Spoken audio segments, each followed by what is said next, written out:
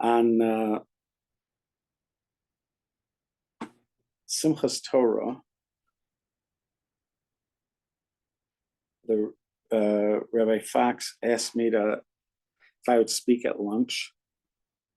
He spoke Friday night during the meal. I mean, not Simchas Torah during the meal at night, and he wanted somebody to speak during lunchtime. So he asked me to speak during lunchtime, and he said, it doesn't have to be anything big. It could just be a story or something like that.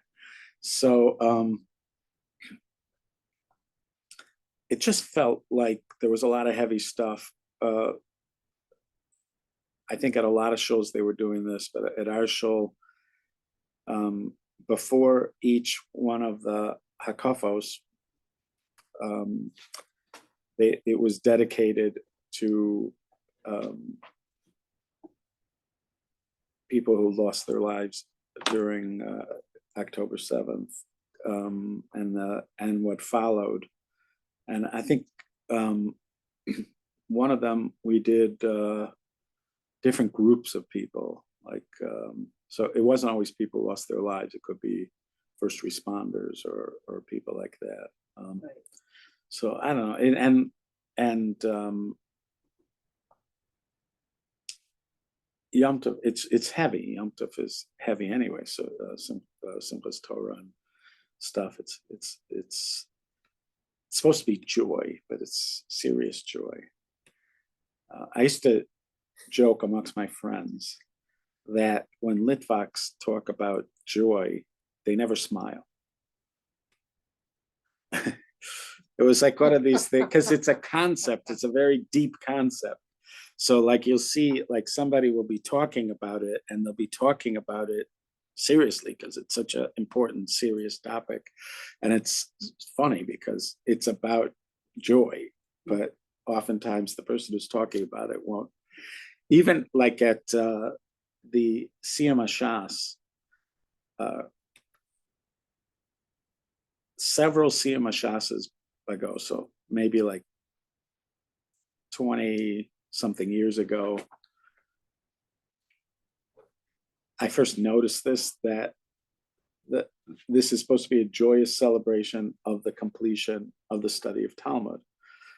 I noticed that one after another of the speakers was not smiling while he was talking. Again, they were talking about the joy, but they were talking about it as a serious topic. The only ones who smiled were Hasidic Rebbes that were speaking, but the Litvish guys didn't. And when I brought it up, people take it very seriously. They get offended that I even, I brought it up because, of course, joy is so important. But it's just funny that you could. So a Simchas Torah can be like that. Like it can be very serious, but it could be that you're not necessarily smiling as much, unless people have had something to drink, and then they're smiling. So I made the choice to speak about something light. It had to be connected. We were studying. This is another heavy thing. We were studying Pirkei Avos. The shul was studying Pirkei Avos, and each one of the Mishnayos, each one of the Mishnahs that we were studying also was in memory of somebody who had passed away. So it was just, there was a lot of heavy stuff. So the particular Mishnah that I was part of the group of stuff that I was supposed to study, the Mishnah I chose was this Mishnah that was distinguishing between a chacham and a golem. A chacham and a golem. Now, when we hear the word golem, we think of the golem, and even in Yiddish, it's even made its way into Yiddish. When in Yiddish, when they refer to somebody as a golem, they mean they don't talk, because that's one of the things about the golem, that it doesn't have the power of speech. It's not a person. It's not a human. Humans were blessed with the power of speech, but not the golem. So, but that's not the original meaning. The original meaning comes from clay, like a lump of clay. And so when the Mishnah is using that word, they mean like an uncouth or unfinished product. Like let's say you have a potter and they're working on the clay, but it's not finished, that kind of thing. So it's still clay, it's not quite finished. So the Chacham is a finished, a refined scholar. A golem could be somebody who has scholarship, but they're not refined. So in Pirkei Avos here, what's in the fifth parak? I like to use this. This is on loan from somebody, and it's forever. It's got age. It's got some age in it. They actually gave it to me originally, but they didn't realize that there's all these family names written into it. Where is it in the back? Somewhere in here, there's a bunch of family names. So, okay. So,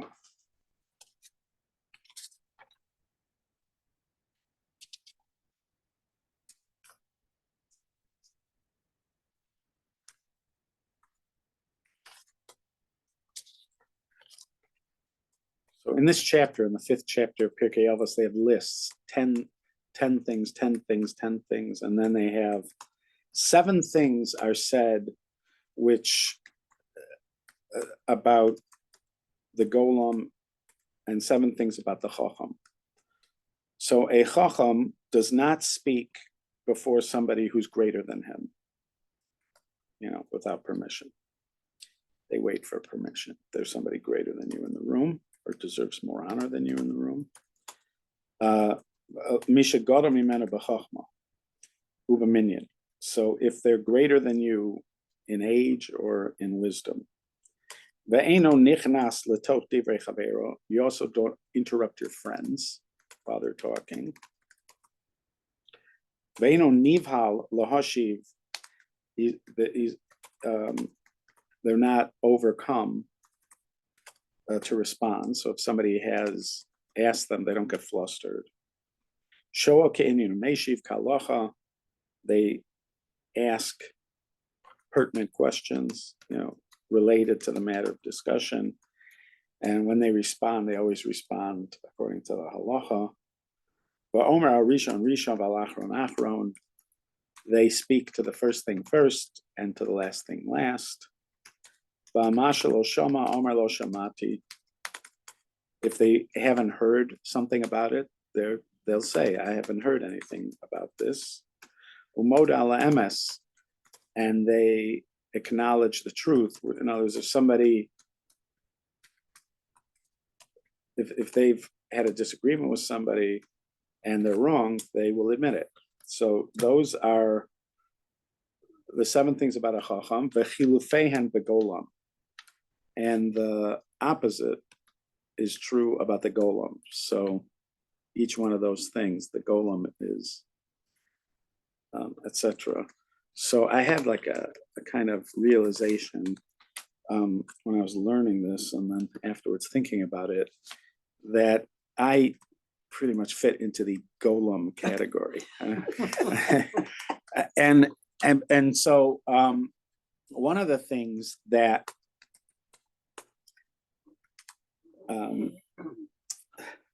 I felt was left out of this list, because it says 7 things. So sometimes when they have a list, they list 7 things, but there's more things. They just listed 7. Sometimes it's only 7 things. So I'm going to suggest the possibility that there's more than just these 7 for the golems of the world. And one of those is awkwardness in front of scholars.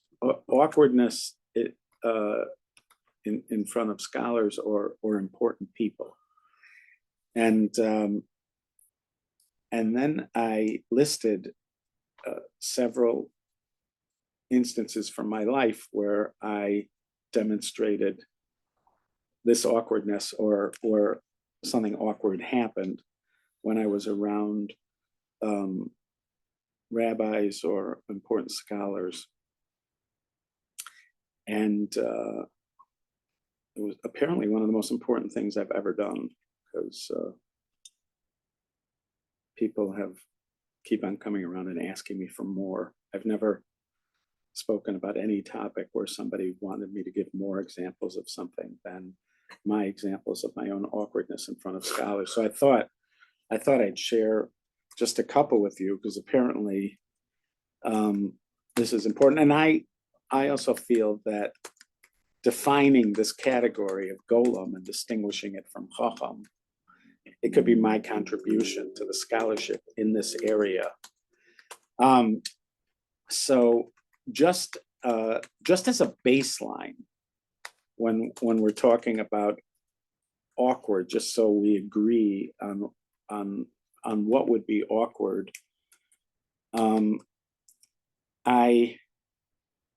this is not in front of a scholar or anything, although I'm sure she was very intelligent, but it was a story on a date. I was on a date with somebody before I met my wife, clearly. And we were talking outside, we were walking and talking. And at one point, a fly flew into my mouth. Now, you have different options when a fly flies into your mouth. One is, if you catch it early enough, you could spit it out. And that would probably be halachically the right thing to do, because you're not supposed to eat flies. But this one went, right away, went to the back of my mouth, and the swallowing it took over. Yeah, it just happened. Now, if it was a small fly, you could just swallow it and move on. This was like a horsefly kind of fly. And I had to, my eyes sort of bugged out a bit, and I had to swallow like that a couple times. That's the kind of thing I'm talking about. When I say awkward, I mean those kind of moments. You mean totally embarrassing. As a kind of baseline. It's embarrassing, but there's not going to be talk about it afterwards. Oh, yeah. There's not going to be discussion. You just move on, but there's no way to take it back. And Right. Needless to say, that was the end of our dating. It was funny. The rabbi told me that his son, when they were walking home from shul, his son turned to him and he said, "If it wasn't for that fly, we wouldn't have Gadi." Gadi is his close friend, who's my grandson. And he felt that it was like a miracle fly that went down my throat just to ensure that his friend Gadi came into the world. So, so this is something that I find that when I'm in front of great people, I stammer, I do, and I can do silly things. So these two incidents, I was once in Boca Raton. I was at an Albertsons in Boca Raton. Their Albertsons was I think it was, at the time, it was the same company that owned Jewel. And they had a kosher Albertsons, like we have kosher Jewels. And so we were shopping. I was there with my mother. And I hear somebody from behind go, "Andy." And I turn around, and it's a man by the name of Rabbi Coulter. Rabbi Coulter had been the principal of a day school in Milwaukee, Yeshiva Elementary School, and now was moving to Boca. And he was being shown around by a Rebbitzin. She was showing him just around the Albertsons as he's coming over there. And in Milwaukee, everybody knows me as Andy. They do not know me as Yehoshua. So I turned around, I see him, I'm very happy to see him. And then he introduces me to the Rebbitzin. And I cannot explain why. I reached my hand out to shake her hand. That's cool. And of course, she did not reach out back, and she just sort of stared at me, and I stared. And again, there's no explanation for this. There's nothing like, "Oh, I thought," or "I was just," or anything. It's just so it is what right. Yeah. So it's so you don't talk about it afterwards, you just move on. Right. But it's always there, like an elephant in the room, Right. a giant, enormous elephant in the room. I had one in Northbrook at Garden Fresh. So Oliver Shalom. yeah. Garden Fresh. I know. So around Christmas time, there's a Santa outside, and he would be collecting for Salvation Army with a bucket or whatever. So I want to be nice to anybody I walk by, especially somebody who's doing something wonderful like the Salvation Army. My understanding is they are dealing with people that a lot of other people are not dealing with. We'll say, let's assume. So I want to be nice. The guy's, working for a nice cause, but I'm sort of meticulous not to say Merry Christmas, because I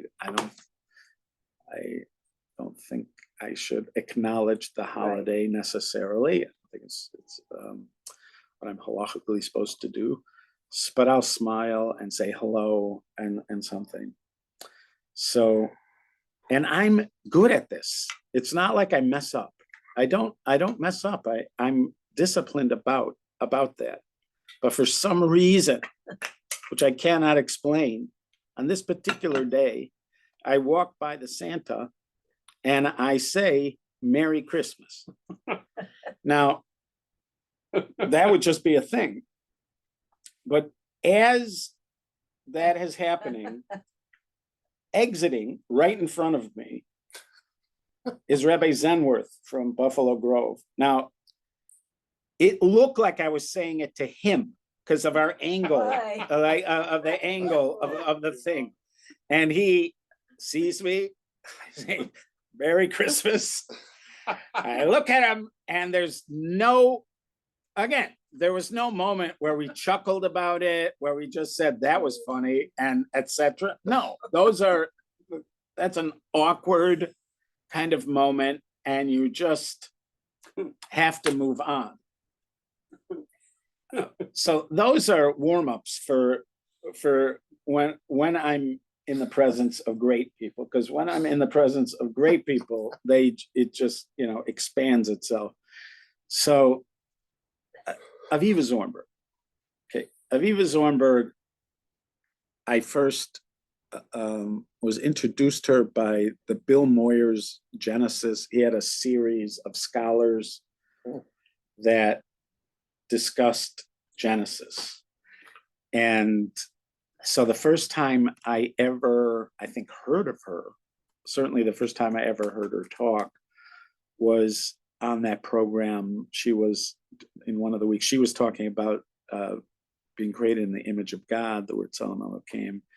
And I immediately was like, wow, because she was so articulate and poetic. And so, and then Chabad in Highland Park had brought her in annually for a couple of years. And then they decided they're not doing it anymore. So I think it was Lois was the one to tell me that they're not doing it anymore. And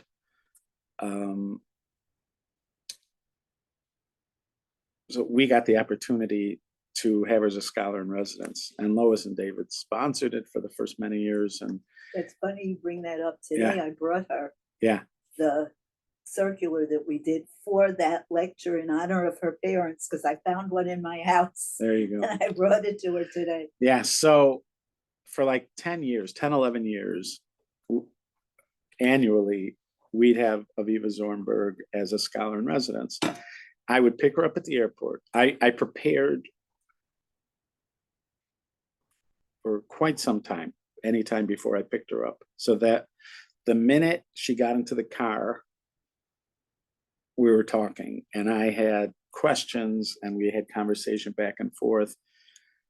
And so I would like take her to wherever she was staying. Let's say she stayed at Lois and David's. I would take her to wherever she's staying, drop her off, and then I'd pick her up to go to the lecture, or maybe they would drive her. I got an opportunity to at least take her from the airport and to the airport. And a lot of times I'd also drive her in between. So I got to have a good amount of time talking to her, and we developed a relationship, a teacher-student relationship, we'll call it. So the thing is this, if I'm talking when I drive, I get lost. So every single time that I picked her up from the airport, we got lost. But the thing is, she's not from Chicago. So she doesn't know she's lost. Right. So, but it did happen like every time. So I have this cousin, Genevieve, who's now a Reform rabbi in California, who was studying in Israel, and she happened to take a class with Aviva Zornberg and was invited for Shabbos meal at her house. And Genevieve told Aviva Zornberg, she's my cousin. And Aviva Zornberg starts laughing. And that's the first thing she says. She says, whenever he picks me up, we get lost.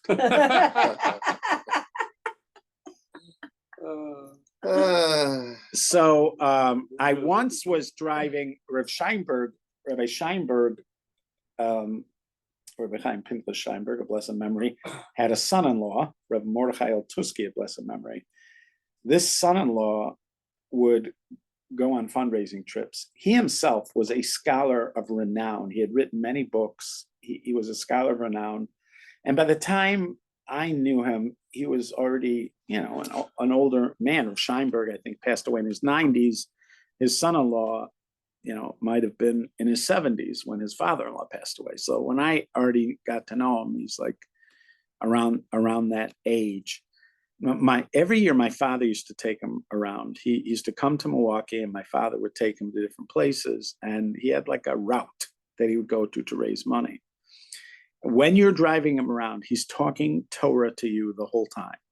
He's asking you questions and talking. It's very gentle, and I still remember things that we talked about. But I remember at one point, one year I drove him around.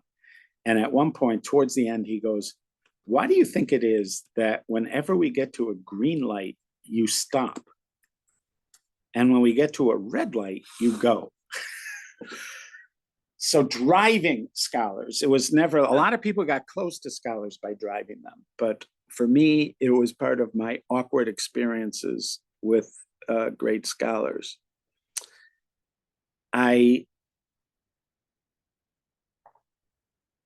One time this was when I was still a yeshiva bacher, a friend of mine and I, Rabbi Manny Nissel,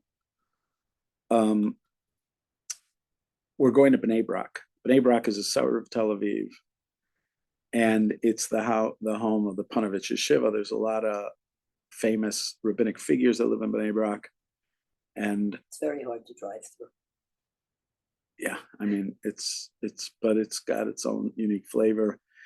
So we told some people we're going to Bnei Brak for Shabbos, and one of the people who heard about that happens to be married to Rav Shach's granddaughter. Rav Shach at that time was the venerable sage of the yeshiva world, of the yeshiva community. He was considered one of the venerable sages in the world at that time.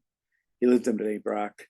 And his grandson-in-law asked if we could deliver a package to Rav Shach, which we were excited to do. We told him we'd be happy to do it. We didn't get around to it till Saturday night. And when I say Saturday night, I mean like midnight. So we are at this stage dumb. It's the only way I can explain it. There's elements of our frontal cortex, I think, is where the deficiency was that had not yet developed. And it was 12 o'clock at night. And for some reason, we thought we're going to deliver this package to Rav Shach at 12 o'clock on a Saturday night. So we go to his apartment.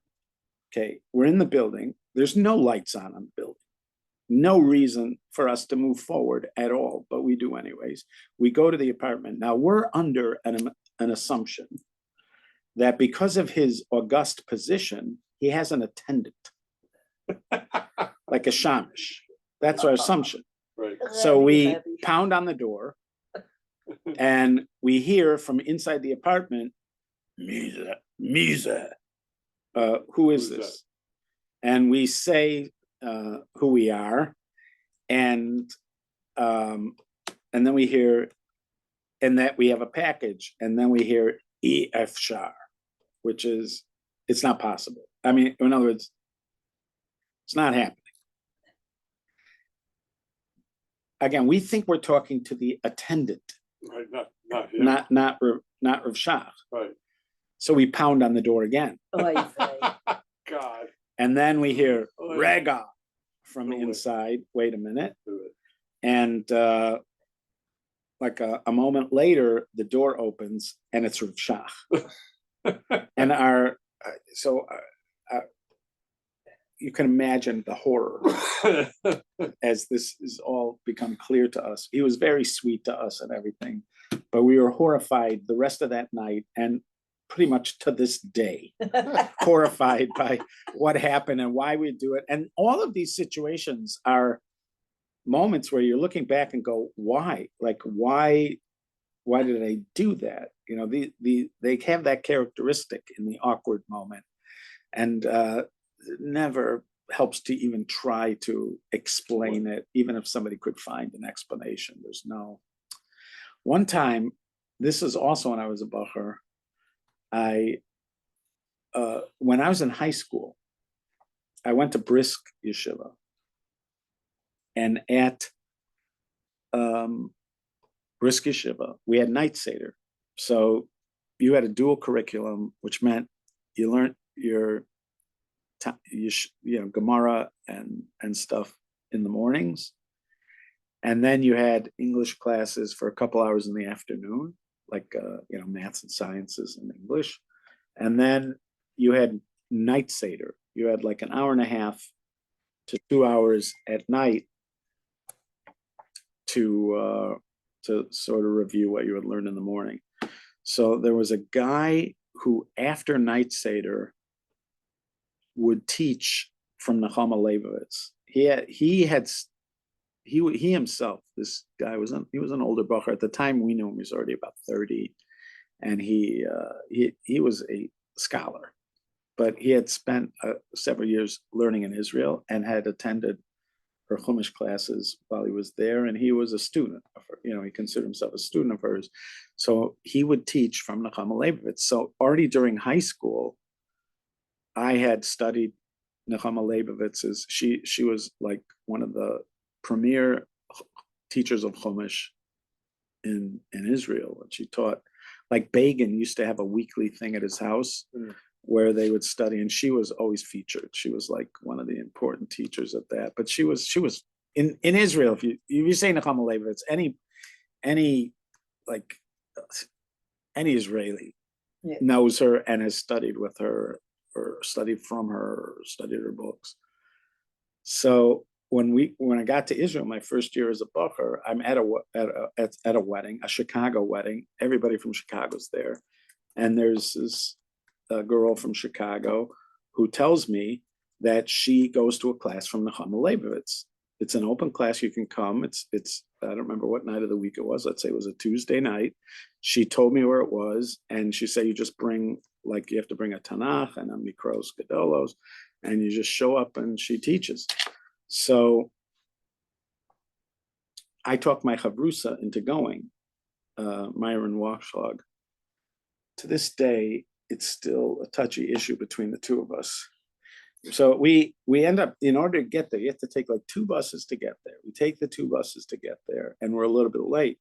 So we walk in. She is standing at a stender, a lectern. She's standing at a stender, and seems to have already begun teaching. And she pauses. She looks at us, and she says, "Ha'im atem rotzim lemod Torah? Do you want to study Torah?" So we said, "Yes." That's why we're here. Yeah. And then she goes, Avaze rak bishvil nashim. This is only for women. And then that's when we looked around the room Oh my God. and realized that we had sort of burst into a class that was meant only for women, these two people, and we just sort of stood there for a minute amidst uproarious laughter. And then as she's like smiling at us, and then we turned around and left. There's a Hasidic Rebbe, he's called the Vishnitzer Rebbe. He's also in Bnei Brak, another Bnei Brak story. So in Bnei Brak, they are the Hasidus, the dominant Hasidic group. They have a lot of Hasidic families there. Friday night, the Tish, like if somebody wants to go to a Tish and experience something that makes you feel like you've gone back hundreds of years in history, like you can go, the Tish, the Vishnitzer Tish is the Tish you would end up going to. It's very regal. It's a type of Hasidus. It's very regal. So my friend Yerachmiel Yukosin and I went to Bnei Brak one time, and we decided we just want to meet great people. And we had like like you'd get a Hollywood map. Mm-hmm. So we had like that kind of a map. Obviously, there wasn't an official one, but we had our own little map with how to get to everybody. And we went from person to person, and so we popped into Vishnitz, and it just worked out that he was available for people to have an audience with him. We went very naively. We got to see everybody we went to. It was very naive how we were able to. I think that could still happen today. I don't know. I find it difficult to believe, but this was. I'm going to say this was in the early 80s, something like that. So, so what you do is you write down your name, what you want him to pray for, on your behalf. So it's called a kvittel, and you write that out. You have what they call a pidyon, a little bit stuck of money. And you show up, you present that stuck of money to his gabbai who's in the room, his attendant. He sort of ushers you in. And again, the whole thing's regal. It's like marble and it looks beautiful. And he's wearing like colorful Hasidic kind of kaftan kind of thing, just like you would expect. And so I give him my kvittel, and then he reads the kvittel. And he says something to me, he gives me brachos, and I'm ready to leave. He puts out his hand, I shake his hand, and then I notice that the attendant starts to giggle or chuckle a little bit. And the Rebbe also has like a twinkle in his eye, and he's also holding in a chuckle. But I have no idea what just happened, why that would be. And so I walk outside, and my friend, Rabbi Yukosin, who had gone in before me, said, it's a good thing our friend Zish had told him that you're supposed to kiss his hand, because otherwise he wouldn't have known that. And then I realized, because he put his hand out like this, and I shook it like that before I went. And if it wouldn't have been for the chuckle, I wouldn't have called it a completely awkward moment, except for then I remembered that they both had a little chuckle about it as I was going. This is, on my list of awkward moments. I still count this as one of my awkward moments. When I was talking about this with my friend Rabbi Becher, because I told him, I think I have a little more than some other people, more awkward encounters than some other people. Maybe I don't, but it felt like I might. And so I was going over some of them with him.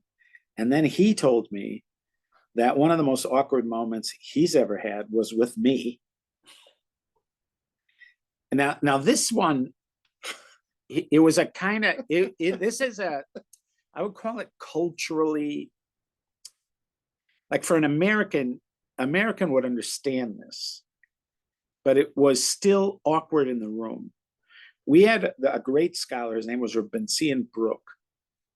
But when he was speaking to us, he used to come once a week to our yeshiva to talk to us. When he was speaking to us, he was in his 90s already. And when he spoke, the room was silent. He had you in his grasp for the entire time. And I remember thinking to myself, where else would you get an opportunity to learn from somebody who's in his 90s? And, like what other circumstances would I have where you'd have these? And we had it like one week after another. It was just like precious and wonderful. And every once in a while, by the time we knew him, his wife had passed away, and he had an apartment in the door. He was a Rosh Yeshiva. He was the head of a yeshiva called Navardik. And so somebody from the yeshiva would accompany him back to his lodgings and to his apartment. On an occasion or two, I went. It was never just one of us. It was a couple of us that would go back and accompany him back to where he was. So he had a leg injury, I think, from 1948, from a bombing in 1940. I think it might have been even an airplane bomb, like a bomb dropped in 1948. And this injury would act up every once in a while. Every once in a while, you'd end up in the hospital, some kind of complication in his leg. So one of these times, Rabbi Becher and I decide we are going to visit him. It was on a Friday. He's going to be in the hospital over Shabbos. So I bought flowers, to bring for Shabbos. We enter the hospital room. He's in his hospital bed. His sons are around him. We enter there. We, explain who we are and why we're there. And then I hand over the flowers. This was a moment. This was like a cultural kind of moment where they had no clue why somebody would bring flowers to a man. Why would you bring flowers? It didn't make any sense to them. And it led to moments of awkwardness as I presented them, and then I tried to find a vase to put them in, and layers they could not. It was layers, and Rabbi Becher still remembers this. It's just like layers of awkwardness, which he blames on me for how this whole thing played out. I know. That was like a cultural kind of thing, but it happened to be with a great Rosh Yeshiva. When they do biographies of great scholars that have lived in Jerusalem in the last 100 years, he's in it.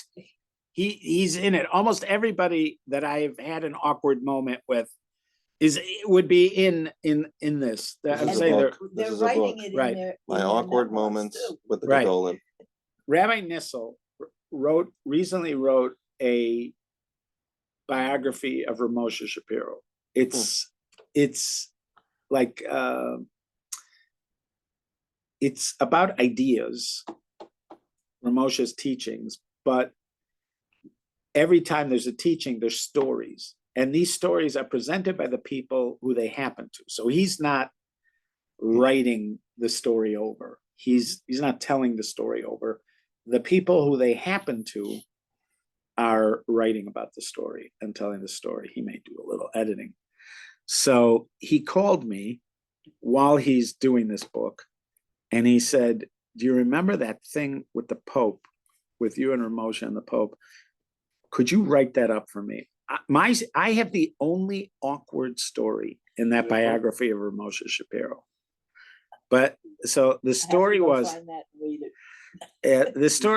well, you're about to hear it. So the story was that when I first went to study in Israel, so I'm like 17 going on 18, my mother came during Hanukkah. She and her husband actually didn't come to Israel. They went to England, and they flew me to England to spend like a week with them in London. And my sister came with them. So it was my sister and I, my mother and her husband.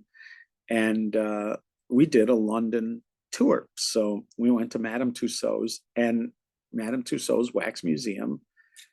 And my mother's husband was a photographer, and whenever you went traveling with him, he's always just taking a ton of pictures.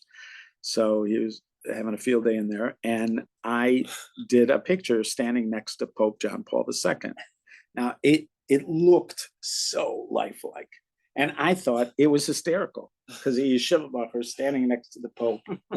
And so when I came back to yeshiva, I don't know, maybe he sent the picture to me, or maybe I only saw the picture the next year. But at some point, I brought that picture back and I put it on the wall in the yeshiva of my room. So you have me standing next to the Pope, which was hysterically funny until Ramosha Shapiro walked into my room. Uh-oh. So, and even when he first comes into the room, obviously I'm overcome with terror and awe just because Ramosha came into the room. Yeah. But it did not dawn on me that I had that picture of me and the Pope on the wall while he walks into the room. And then I see him look over to the wall, and then the horror strikes me that he sees the picture, walks up to it, looks at it, and he goes, "Ata choshev sheze matzchik? Do you think this is funny?" Oh, And then he takes it off the wall and drops it in the garbage can. He apologized the next day for it was were the only you time. like doing what? Giving the thumbs up and a bit, next to It the could not Pope. have been more horrific. I was standing smiling next to the Pope, and he walked in, and it's not even like maybe he glanced at the side of his eye, maybe thought he saw it. No, he walked up to it, took a good look at it, and said, and that's in that, again, I'm pretty sure it's the only awkward story in the biography of Ramosha Shapiro. Not only did it happen, but then Rabbi Nisso remembered decades later and said, "Do you have that story with Ramosha and the picture with the Pope?" So this story, in keeping with the season, I will end with this story. I had more, but I'll just this one for my wife and I is a scary story, but You should write a book. it's also awkward. There's awkwardness in this story, but even the other day when I was talking about it with somebody, and Tzipi was there. Tzipi goes, we were scared out of our wits at this story. So we lived in Jerusalem after we got married. We were both students. My wife was actually a madricha. She was no longer a student, but she was like a dorm counselor at Neve Yerushalayim when I met her. And I was still in yeshiva. And when we got engaged, there was another couple that got engaged at the same time. The wife at the time, the bride to be, was a friend of Tzipi's. Tzipi was her madricha.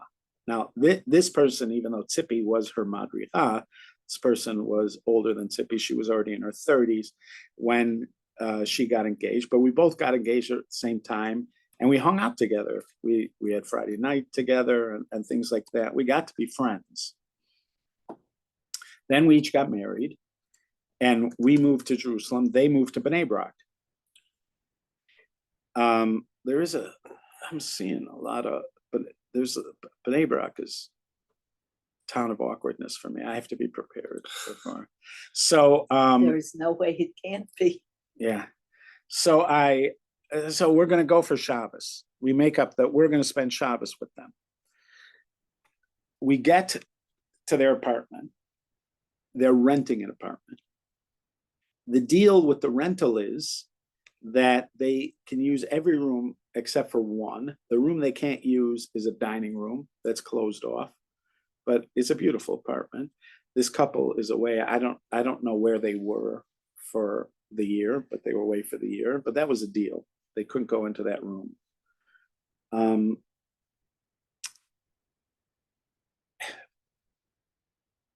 They tell us shortly after we arrive that one night they heard some sounds, and they thought there might be an intruder. So they checked, the apartment was okay. They checked that door. They had never checked the door to the dining room because they're not supposed to go in there. They checked the door, they turned the knob, and it was open.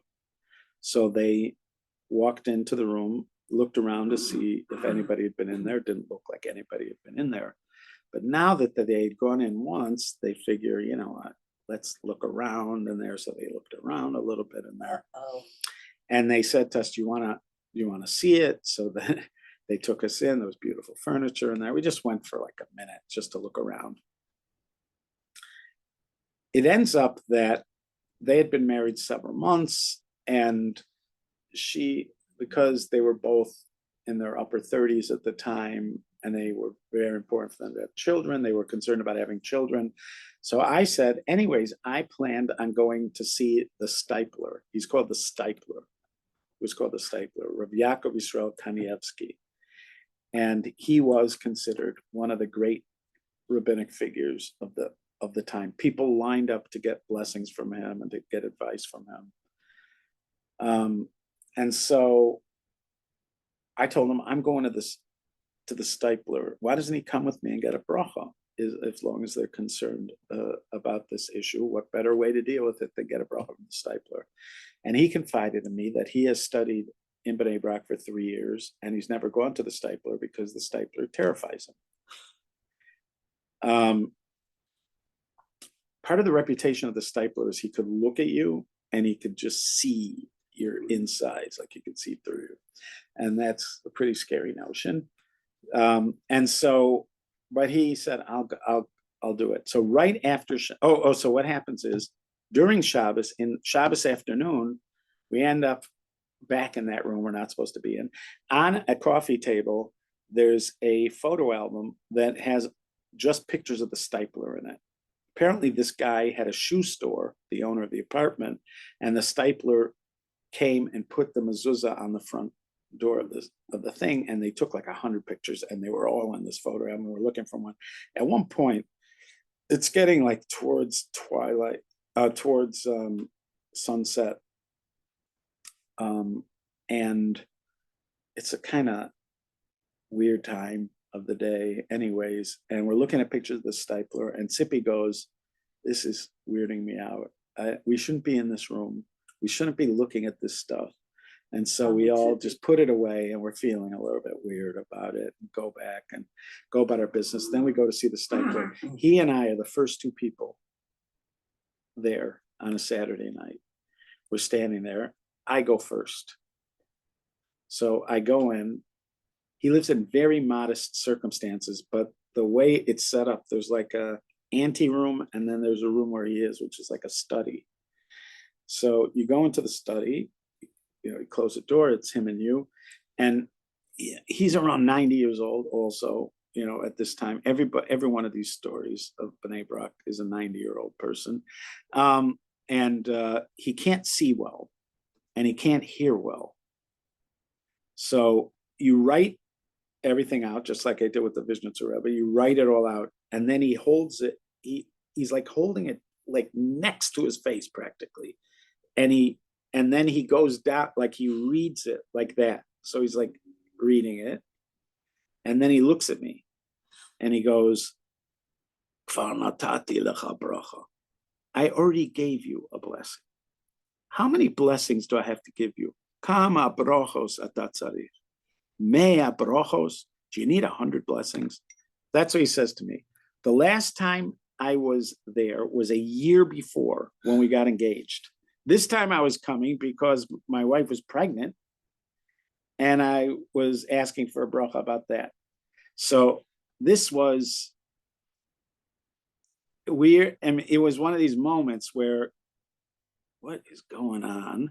But you know, to sort of expect that with the stapler, because he has that sort of reputation. He's like, I already gave you a bracha. How many brachos do you need? 100 brachos? And then, so I'm sort of like, don't know exactly what to do at this point. I knew enough to just leave my petek with him. And I had been told before that he keeps them, and he says to Hillel, he prays for you, etc. And it's okay. So I leave, and I'm like dealing with that while it's going on. And my friend goes in. So he goes in, door closes, there's silence for a little bit, and then shouting. Now, at this point, there's just me and another guy. Another guy had shown up. The shouting was so loud and embarrassing that we couldn't even look each other in the eye. The other guy and me were both like looking away, like, this is embarrassing, what's going on. And it's my friend in there. And he's getting shouted at and shouting, until it feels like it's gone on forever. A door opens, the door to that study, and my friend is let out by a kid. It must have been one of the Stipler's grandchildren. They must have heard the shouting from in the house and sent the grandchild to figure, and he leads my friend out. So you see this, my friend's being led out by the grandchild. Now he comes out and he is pale. And we're just exiting, walking back to his place. And I'm just trying to say anything that would comfort him. So I say,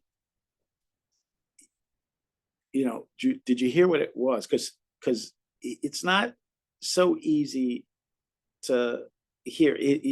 His words can sound almost mumbled a little bit. Did you hear him clearly what he said? And he goes, yeah, I heard him. And then I didn't want to push. We're just sort of going. But then I said, it's possible, I've heard this, that sometimes when he picks on something, it can be like a little, it's not like a defamation of your entire character. He's like, he might be just picking on something you need to work on. So he's silent. We're walking a little bit more, and he goes, I gave him my petek. I gave him the kvittel. And then he starts reading it.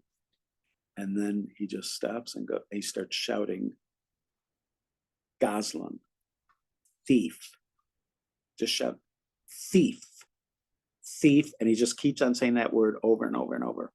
Thief, thief, Gazlan, Gazlan, Gazlan, shouting at the top, Gazlan, Gazlan, Gazlan. So until he's let out, he's like frozen, he doesn't know what to do. And this grandson comes and leads him out. So I'm going, well, again, maybe it's just something. And then it dawns on both of us that just like an hour and a half before, we're in this room we're not supposed to be in, handling this photo album that we're not supposed to be in that room. It was locked. That was a deal. You're not supposed to be in there. We're handling the photo album and all that kind of stuff. And it is absolutely clear to us that this was about that. And we have moved from mortified to terrified.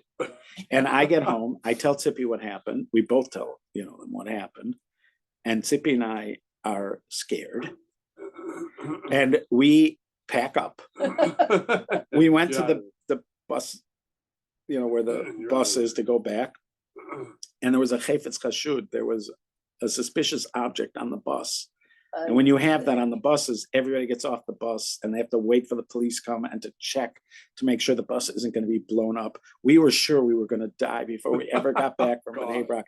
And so that is my awkward / terrifying story with the Stipler. There's more, but I just wanted, I felt like something happened. There was a moment on Simplest Torah where for some reason sharing this was important. So I figured I might as well continue that into this evening, partially because I just had heavy stuff to talk about this evening and I just didn't feel like it. I got I got heavy stuff about the war and about Okay, stuff we can and skip everything. that. Yeah, and we need to talk about that stuff, but so I figure I'll just carry it on into tonight. And these are my conclusion from this. And by the way, it was a kind of liberating conclusion, is that while I aspire to be a chacham, I'm a golem. And I'm in that category of the golem. I qualify in almost every one of those categories that was mentioned over there. I'm okay with it. It doesn't mean that's where I have to end up. I do aspire to one day become a chacham, but right now I'm in the golem stage, and I've been there for quite a few decades. And I'm pretty sure I'm lobbying for awkward to be added to that list, because there's 7 things mentioned there. They don't mention awkward. And I'm thinking that awkward would be a good addition to that list for we golems. I am very grateful to have this opportunity with you. We are not going to be learning for a couple of weeks because I'm going to the Holy Land.